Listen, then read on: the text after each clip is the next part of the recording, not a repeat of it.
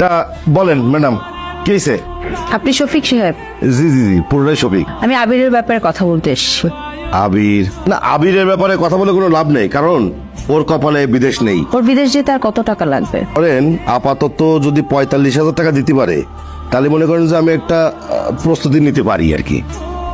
1 সপ্তাহের মধ্যে ওকে পাঠানোর ব্যবস্থা করতে হবে। ভিসা হয়ে গেলে বাকি টাকা আপনাকে পাঠিয়ে দেব। না না না, অসুবিধা নেই, আপনি তো বলছেন।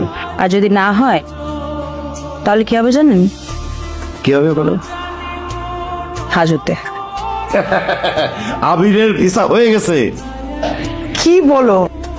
এখন যে কোনো মুহূর্তে ও বিদেশে যেতে হবে। সত্যি? জি জি জি। এই, তোর ভাইয়ার ভিসা হয়ে গেছে। সত্যি? তুমি আমাকে বিশ্বাস করো তেমন। বিশ্বাস তো করি। কেন? কখনো এমন কোনো ডিসিশন নিবো বা এমন কিছু করবো যেটা তোমাদের জন্য খারাপ হবো